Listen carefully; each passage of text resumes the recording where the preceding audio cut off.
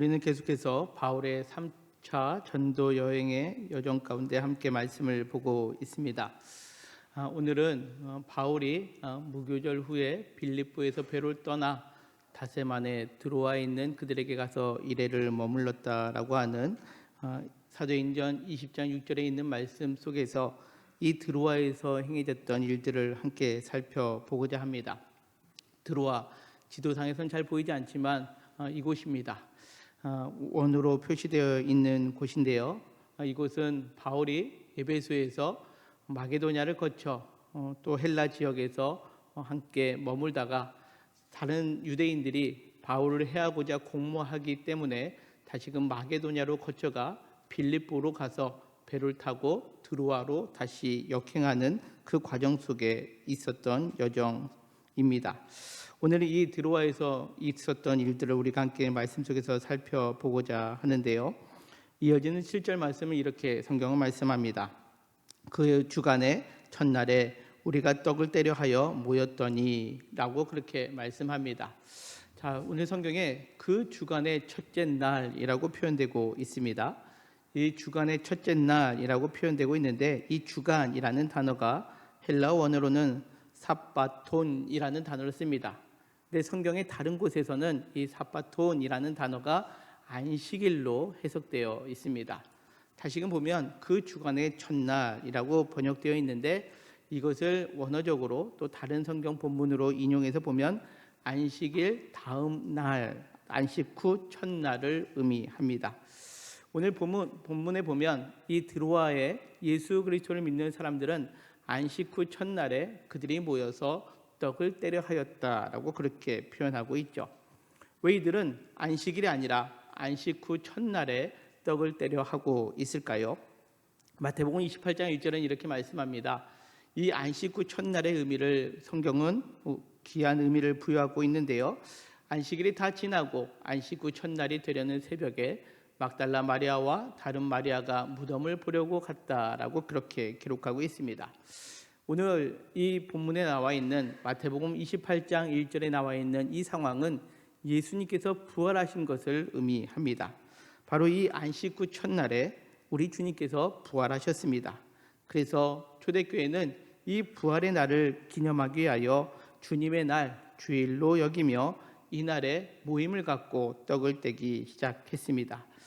이 모여 떡을 떼기 위하여 모이는 이 날을 바로 오늘날 우리가 주일 예배의 시작이다라고 그렇게 말할 수 있습니다.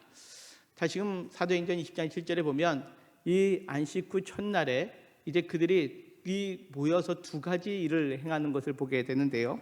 하나는 떡을 떼는 것과 또 그들이 말씀 가운데 강론을 듣는 것이었음을 성경은 말씀합니다. 특별히 오늘 떡을 떼다라는 표현이 등장을 하고 있죠. 초대교회는 주일날 모이면 이 떡을 떼는 일을 항상 진행했습니다. 이 떡을 뗀다라는 것은 크게 두 가지 의미가 담겨 있습니다. 첫 번째 의미는 예수님께서 제자들과 마지막 만찬 가운데 이 단어를 쓰시는데요. 마태복음 26장 26절에 이렇게 말씀합니다. 그들이 먹을 때에 예수께서 떡을 가지사 축복하시고 떼어 제자들에게 주시며 이르시되 받아 먹으라 이것은 내 몸이라 하셨다라는 겁니다. 마지막 만찬 때에 예수님께서는 제자들에게 떡을 떼어 주시면서 그것을 받아 먹게 되면 이것이 내 몸이다라고 그렇게 말씀하십니다. 다시 말해서 우리가 함께 떡을 뗀다라는 것은 그리스도의 한 몸을 이루는 공동체가 된다라는 것을 의미합니다. 이런 의미로 교회에서는 절기 때마다 때로는 우리가 성만찬을 진행하는 이유가 여기에 있습니다. 다시금 이야기하자면 이 성만찬은 우리 교회 성도들 모두가 한 몸을 이루는 그리스도의 몸을 이루는 지체다라는 것을 의미합니다.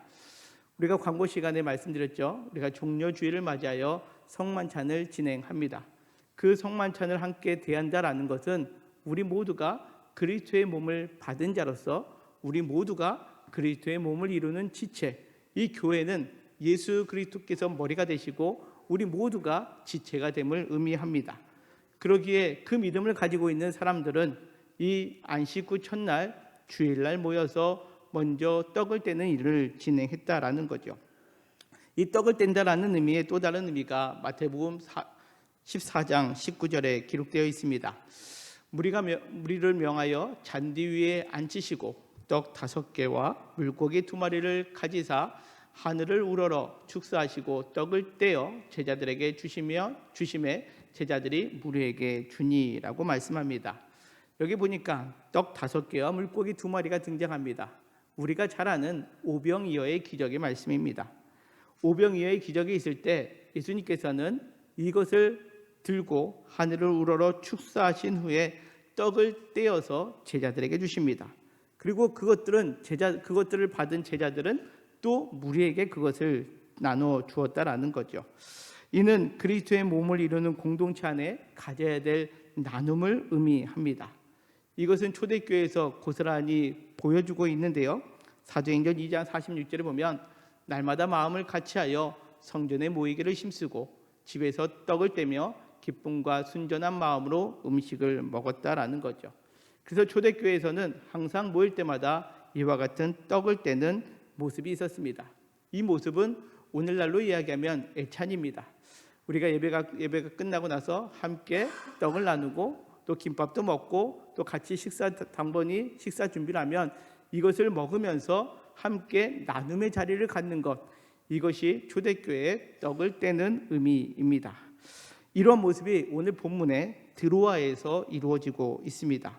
무엇을 의미합니까?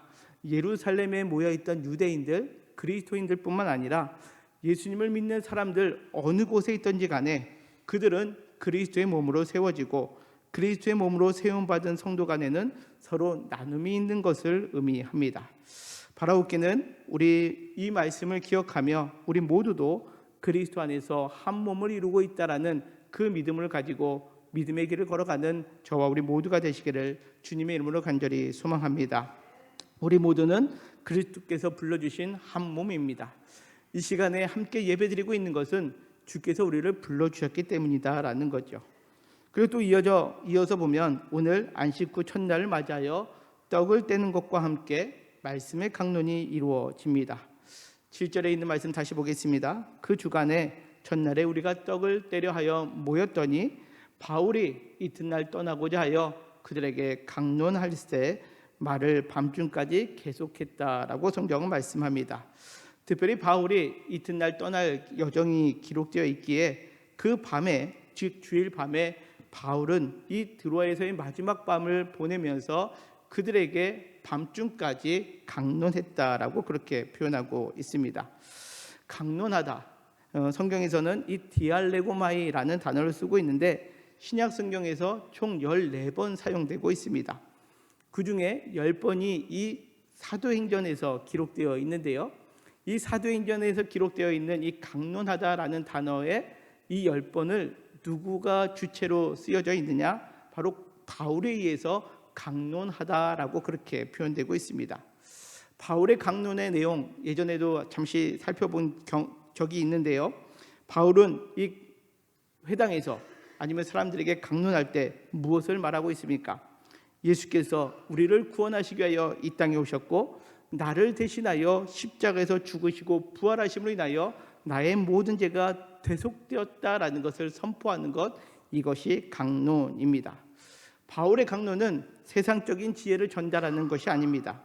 사실 바울은 아덴에서 철학적 사고가 충만했던 아덴에서 세상의 지식으로 예수님을 전해보고자 한 적이 있었습니다. 우리가 기억하죠? 그러나 그곳에선 큰 실패를 겪게 되었죠. 그 이후에 바울은 그 강론의 자리에서는 다른 것을 말하지 않습니다. 오직 예수 그리스도 하나님의 말씀 안에 하나님의 뜻을 선포하고 있음을 성경은 우리에게 알려주고 있습니다. 그렇습니다. 교회에서 이루어야 될 것은 바로 이 하나님의 말씀이 강론되어야 한다라는 거죠. 제가 늘 기도하는 것이 있습니다. 그것은 우리 성도님들이 잘 되는 것도 기도하지만 저를 이곳에 세워주신 하나님께서 저로 하여금 이 자리에서 세상의 지식이 아닌, 세상의 가치가 아닌 하나님의 말씀을 전하기 위해 세우셨다라고 믿고 기도합니다. 그래서 특별히 강단에서 세상의 말이 아닌 하나님의 말씀에 집중하기 위하여 기도합니다. 여러분들이 정말 우리가 교회가 되기 위해서는 가장 중요한 것 가운데 하나가 여러분들이 떡을 떼고 나누는 것도 중요하지만 저를 위해서 기도해 주실 때 그냥 저를 위해서 건강하기 위해서 잘 살기 위해서 기도해 주는 것도 물론 좋지만 이곳에서 하나님의 말씀만이 선포될 수 있는, 즉 하나님의 강론이 임할 수 있도록 여러분들 함께 기도해 주시기를 바랍니다. 이것이 교회가 교회다울 수 있는 모습이다라는 거죠. 그러면서 오늘 7절은 그것을 강론할 때 그 말을 밤중까지 계속되었다라고 그렇게 표현되고 있습니다. 이것이 교회의 모습입니다. 일회성으로 끝나는 것이 아닙니다. 말씀을 전하다 보면 그 말씀이 계속해서 이어져서 바로 하나님의 말씀이, 하나님의 뜻이 그 공동체에 임하게 되는 것을 의미합니다. 바로 그는 우리 모두가 들어와 있는 성도들의 모습처럼 말씀을 듣는 자리를 사모하셨으면 좋겠습니다. 그리고 그 말씀 속에 계속돼서 연장되는 그 하나님의 말씀 속에서 하나님의 뜻을 분별하고 하나님의 일을 행하는 우리 영통교회 모든 성도님들 되시기를 주님의 이름으로 간절히 소망합니다. 자, 그런데 이와 같은 나눔의 은혜, 떡을 떼는 은혜, 그리고 말씀의 깊은 은혜가 있는 그 상황 속에 그 말씀에 동참하지 못했던 한 사람이 등장을 합니다. 이어지는 사도행전 20장 8절과 9절에 있는 말씀인데요, 우리 같이 한번 읽겠습니다. 시작. 우리가 모인 윗다락에 등불을 많이 켰는데 유두고라 하는 청년이 창가에 걸터 앉아 있다가 깊이 졸더니 바울이 강론하기를 더 오래 하매 졸음을 이기지 못하여 3층에서 떨어지거늘 일으켜 보니 죽었는지라 라고 그렇게 말씀합니다. 이 8절과 9절에 보면 바울의 강론을 듣고 떡을 떼기 위해서 모여있던 이 사람들이 모여있던 장소가 등장을 합니다. 오늘 말씀에서 유추해 보면 그 모임의 장소는 3층이나 되는 큰 저택으로 여길 수 있습니다. 앞선 8절에 보면 윗다락방이 있다라는 거죠. 그리고 그 윗다락에는 등불을 많이 켜두었다라는 겁니다. 아무래도 밤에 모였을 때에 그 넓은 실내 공간을 밝히기 위하여 등불을 많이 켰다라고 그렇게 표현하고 있는 거죠. 당시 등불을 윗다락방에 놓은 이유는 그 옆에 그 불을 피우면 당시에 등불은 그을림과 연기가 많이 발생했기 때문에 그 온도가 높은 공기가 위로 올라가는 것을 착안해서 사람들이 윗다락방에, 즉 공간의 가장 위쪽에 이 등불을 밝히게 되었다라는 겁니다. 그 말씀에 이어서 9절에 보면 유두고라 하는 청년이 창에 걸터 앉아 있다가 깊이 졸았다라고 그렇게 표현하고 있죠. 유두고라고 번역되어 있는데요, 헬라식 이름은 유티코스라는 단어입니다. 이것은 행운이라는 뜻을 가진 단어이지만 당시 이 이름을 가진 사람들은 대부분 노예나 집에서 부리는 종들의 이름 가운데 하나가 이 유티코스라는 이름을 썼습니다. 우리 옛날 조선시대로 따지자면 무엇일까요? 마당새, 돌새, 이런 게 어쩌면 이 유두고라는 이름의 그 흔한 이름이었습니다. 따라서 오늘 본문에 나와 있는 유두고는 누군가의 노예이거나 종이었다라고 생각할 수 있습니다. 노예와 종은 하루 종일 힘든 노동을 하는 사람을 의미합니다. 그러나 오늘 성경에 보면 그가 고단한 그 일한 몸을 이끌고 그 밤에 바울이 전하는 하나님의 말씀을 듣겠다고 그 자리에 나와 있는 겁니다. 사실 오늘 본문의 배경인 드로아는 안식을 준수하는 곳은 아닙니다. 더욱이 오늘 성경의 시간은 언제라고요?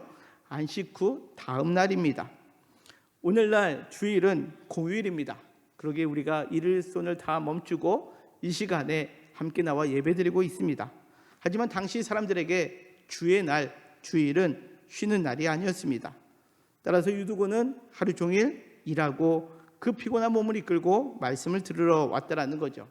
그런데 사람들이 많이 있다 보니까 앉을 자리가 없어서 올라가서 그 꼭대기 3층에서 이제 말씀을 듣고 있었음을 성경은 우리에게 보여주고 있다라는 거죠. 그런데 문제는 무엇입니까? 아까 8절에 무엇이 있었죠? 8절에 보면 윗다락방에 등불이 많이 켜져 있었다라는 겁니다.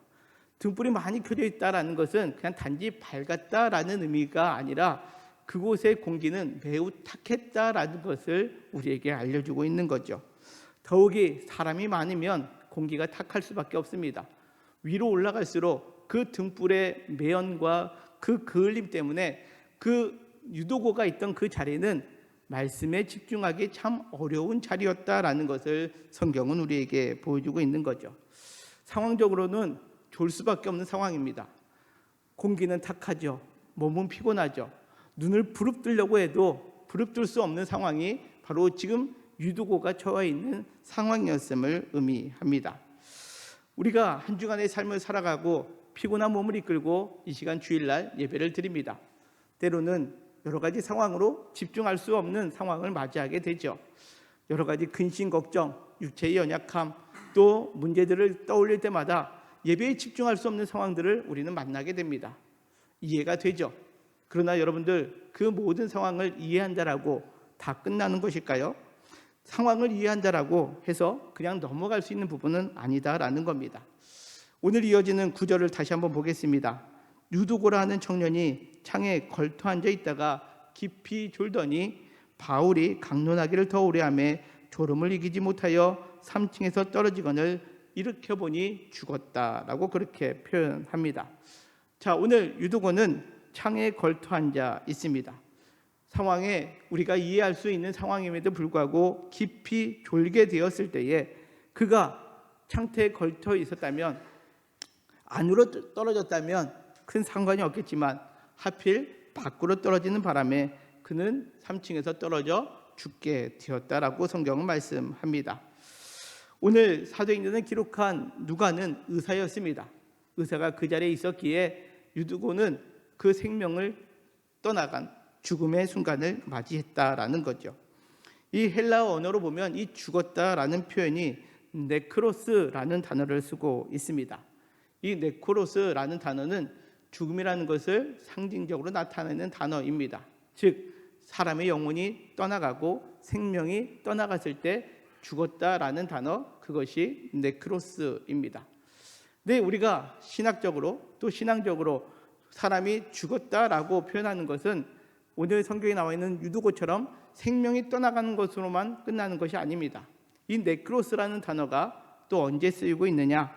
바로 에베소서 2장 1절에 보면 이렇게 말씀합니다. 그는 허물과 죄로 죽었던 너희를 살리셨도다라는 이 말씀 속에서 이 죽었더니 네크로스라는 단어입니다. 즉 우리가 생명을 다하여 죽는 것뿐만 아니라 허물과 죄로 인하여 죽은 상태가 되는 것, 이 또한 네크로스다라는 거죠. 따라서 오늘 유두고가 죽었다라는 것은 창터에 걸터 앉아 있다가 그 떨어지는 바람에 생명을 잃었다, 즉 죽었다라는 표현이지만 우리가 또 신앙의 관점에서 볼 때는 이의 죽음은 단지 생명을 떠나간 죽음 외에 그가 죄로 인하여 허물로 인하여 죽을 수밖에 없는 상황이었음을 의미합니다. 성경은 왜 이 상황을 우리에게 보여주고 있을까요? 자, 특별히 9절에 3층에서 떨어졌다라는 표현이 있습니다. 이 떨어졌다라는 표현이 헬라어로 핍토라는 단어를 쓰고 있는데요. 이것은 내려가다, 즉 떨어지다라는 뜻도 되지만 그 단어의 뜻에는 무너지다, 망하다, 끝장나다라는 단어의 뜻이 가지고 있습니다. 따라서 오늘 유두고는 그냥 생명이 잃었다, 즉 그가 죽었다라는 것뿐만 아니라 그 한 사람의 인생이 종말되었다, 즉 끝장나고 파멸되었다라는 그런 의미를 가지고 있다라는 거죠.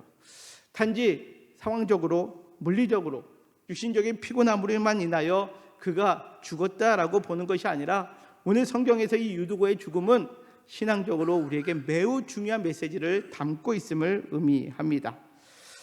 오늘 9절의 말씀에 보면 유두고의 그 신앙의 모습, 우리가 체크해 보아야 할 영적인 상태는 무엇인가? 사도행전 20장 9절 다시 보면 이렇게 성경은 말씀합니다. 유두고라 하는 청년이 창에 걸터 앉아 있었다, 깊이 졸더니 라고 그렇게 말씀합니다. 유두고는 창에 걸터 앉아 있었습니다. 여러분들, 말씀을 듣기 위하여 피곤한 몸을 이끌고 유두고는 그 자리에 함께하고 있습니다. 얼마나 기특합니까? 그러나 이 창에 걸터 앉았다라는 것은 한편으로는 그 유두고가 바울을 향하여 시선을 둘 수 있기도 하지만 또 한편으로는 조금만 시선을 돌리면 어디를 볼 수 있습니까? 밖을 볼 수 있는 위치다라는 거죠. 그가 바울의 말에 귀담아 듣고 있는, 바울의 강론을 귀담아 들을 수 있는 위치이기도 하지만 창에 걸터 앉아 있을 때는 또 어디의 소리도 귀담아 들을 수 있는 위치입니까? 밖의 소리를 귀담아 들을 수 있는 위치가 바로 이 창에 걸터 앉았다라는 의미입니다. 그는 밤중까지 전해지는 그 바울이 전하는 하나님의 말씀을 듣기도 하지만 바깥 세상의 소리도 잘 들을 수 있는 자리에 있었다라는 거죠. 유두고라는 청년의 신앙의 상태는 바로 이겁니다. 지금 온전히 하나님께 향한 것도 아니고 세상을 향한 것도 아니다라는 겁니다. 오늘 이 영적인 상태를 오늘 성경은 뭐라고 이어지고 있습니까? 결국 이러한 상태는 깊이 졸게 되었다라고 그렇게 표현하고 있습니다. 어찌 보면 이것이 우리의 신앙의 상태가 될 수 있다라는 거죠. 주일날이 되면 우리는 예배의 자리에 나옵니다. 그리고 말씀을 듣습니다. 이 말씀을 들을 때에 하나님의 뜻이 이런 거지, 그래 하나님의 뜻대로 삶을 살아야지 생각합니다. 그리고 하나님 나라의 삶을 살기 위하여 기대하고 소망하며 기도합니다. 그러나 막상 이 자리를 벗어나 조금만 세상을 향하여 눈을 돌리면 하나님의 말씀으로 살기보다는 세상의 지식, 물질이 주는 풍요로움, 그것을 얻기 위하여 세상의 방법대로, 세상의 법칙대로 삶을 살려고 하는 것이 우리의 모습이 될 수 있음을 오늘 유두고를 통해서 우리에게 보여주고 있다라는 거죠. 그러다 보니 하나님의 자녀답게 살아가는 것보다 이 땅에서 살아가는 다른 사람들처럼 세상의 것을 더 귀히 여기고 명예와 권력을 지향하며 내 만족을 위하여 삶을 살아가는 모습을 우리는 지니게 된다라는 거죠. 어찌 보면 다리 하나는 교회에, 다른 하나는 세상에 두고 걸터 앉아 있는 모습이 바로 우리의 신앙의 모습을 보여주고 있다라는 겁니다. 우리는 이 자리를 매우 안정적이라고 생각할 수 있습니다. 왜요? 여차하면 교회로 후딱 들어올 수 있거든요. 또 어떤 경우는 그 세상에 풍요로움이 있다면 세상을 향하여서도 얼른 나갈 수 있기 때문에 이 자리가 우리는 가장 안정된 자리다라고 생각할 수 있습니다. 그러나 여러분들, 이 자리는 결코 안전한 자리가 아닙니다. 세상과 구별되지 못하고 어정쩡한 자세를 취하고 있는 이 자리는 어찌 보면 신앙적으로 가장 위험한 자리다라고 말할 수 있습니다. 왜냐하면 언제 어떻게 떨어질지 모르기 때문에 그렇습니다. 내가 말씀을 듣고 있다고 하지만 정작 떨어질 때는 안쪽으로 떨어지고 싶지만 떨어지지 못하고 바깥으로 떨어져 생명을 잃어버린 유두고처럼 우리의 모든 것들이 끝장나버리는 순간을 맞이할 수 있다는 것을 오늘 성경은 우리에게 보여주고 있다는 거죠. 유두고도 결국 그 걸터 앉아 있다가 깊이 졸게 되었을 때에 결국 그는 안으로 떨어지지 못하고 밖으로 떨어지게 되었을 때 네크로스, 죽음의 상태를 맞이하게 되었다라는 겁니다. 여러분들, 오늘 이 유두고의 모습이 나의 모습이 아닌지 우리는 점검해 보아야 한다라는 거죠. 내가 지금 하나님 말씀을 듣고 있지만, 그리고 하나님 말씀을 듣기 위해서 피곤한 몸을 이끌고 환경은 여의치 않지만 이 자리에 나와 있다라고 여러분들 만족하는 것이 아니라, 어찌 보면 내 마음의 상태가 반은 세상을 향하고 있다면 우리의 신앙의 상태는 지금 유두고처럼 창에 걸터 앉아 있는, 깊이 졸고 있는 상태임을 우리는 잊지 말아야 한다는 거죠. 결국 그 상태는 죽음으로 이어집니다. 그러나 오늘 성경은 이것으로 끝나지 않습니다. 이어진 10절은 이렇게 말씀합니다. 우리 같이 한번 읽겠습니다. 시작. 바울이 내려가 그 위에 엎드려 그 몸을 안고 말하되 떠들지 말라, 생명이 그에게 있다 하고 라고 그렇게 말씀합니다. 이 유두고가 떨어져서 죽게 되었을 때에, 네크로스 되는 상황을 맞이하게 될 때에 바울은 그 말씀을 전하는 것을 멈추고 내려갔습니다. 그리고 그 위에 엎드려 몸을 안았다라고 그렇게 표현하고 있습니다. 여기에 그 위에 엎드려라는 단어가 헬라어로 어떠한 단어를 쓰고 있느냐? 에피핍토라는 단어를 씁니다. 여러분들은 아까 떨어졌다, 그래서 무너졌다, 망했다라는 단어가 뭐라고 했죠?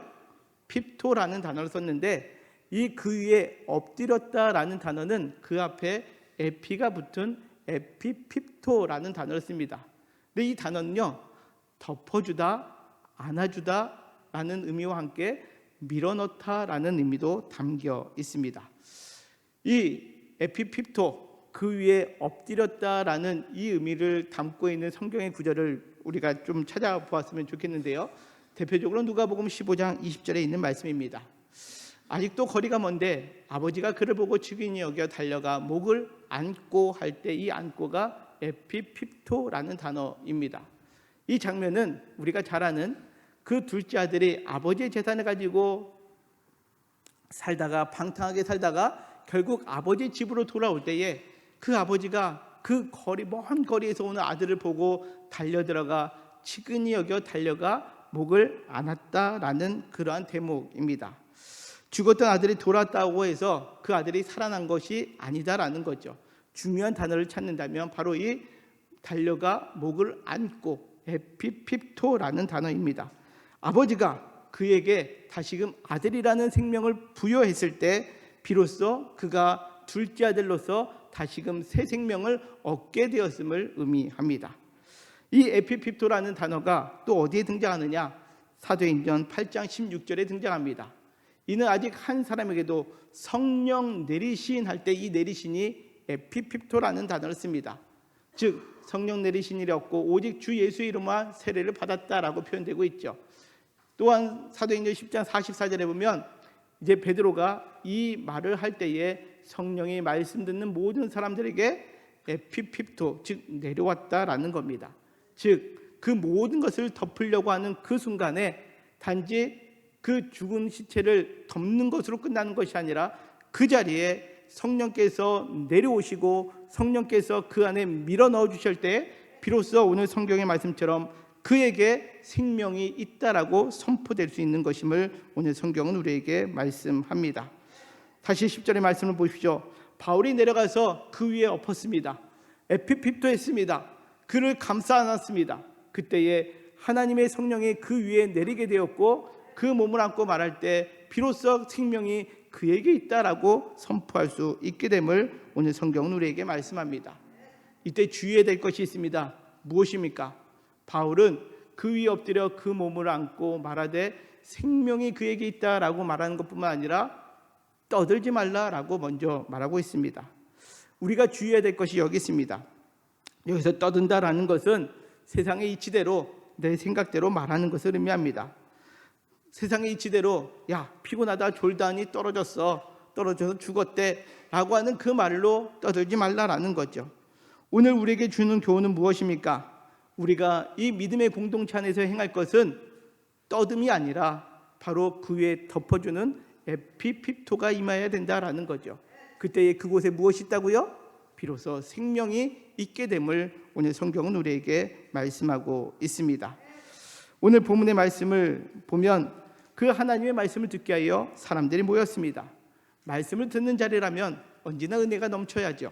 그러나 오늘 은혜가 넘치는 자리여야 됨에도 불구하고 그곳에서는 한 청년의 생명을 잃어버리는 비극적인 현상이 일어나게 되었습니다. 때로는 그들에게 슬픔이죠. 그리고 교회 공동체에서는 위기를 맞이한 상황입니다.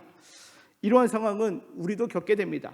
내가 믿음으로 잘 걸어간다라고 여기고 내가 말씀을 듣고 내가 하나님의 뜻을 따라 삶을 살아가려 한다 할지라도 우리의 삶 속에서는 비극이 일어날 수 있습니다.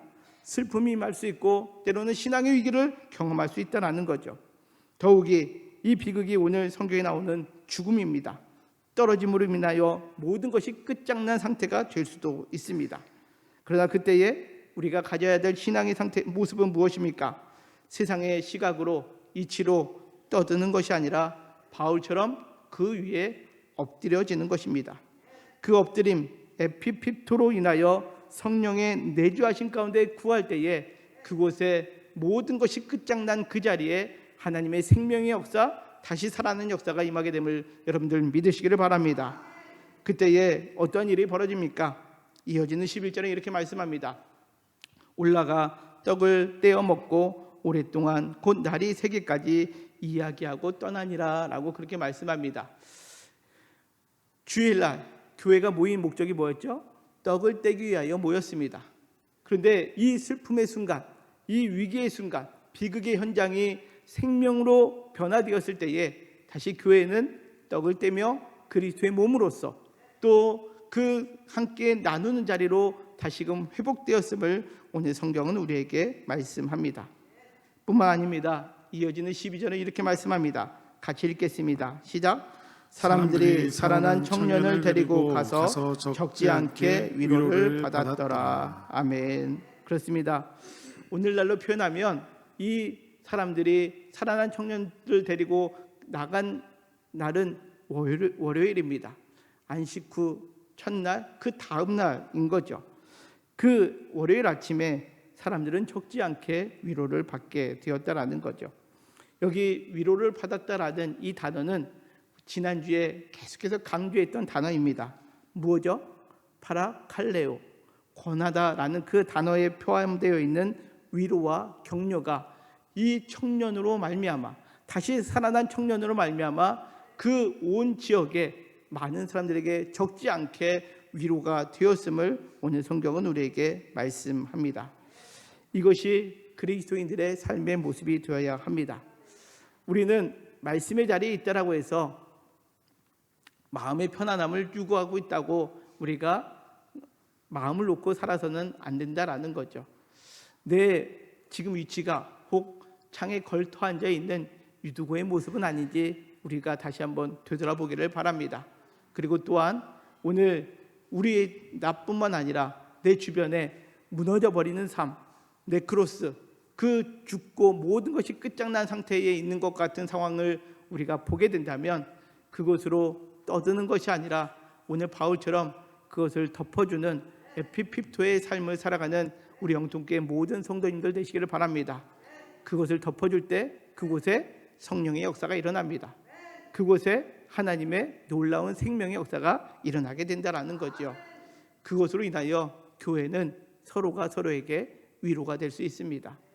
떠듬이 아닌 서로 안아줌으로 인하여 우리 모두에게 하나님의 생명의 역사, 그리하여 나뿐만 아니라 우리 주변에 모두에게 생명이 있음을 고백하는 우리 영통교회 모든 성도님들 되시기를 주님의 이름으로 간절히 축원합니다.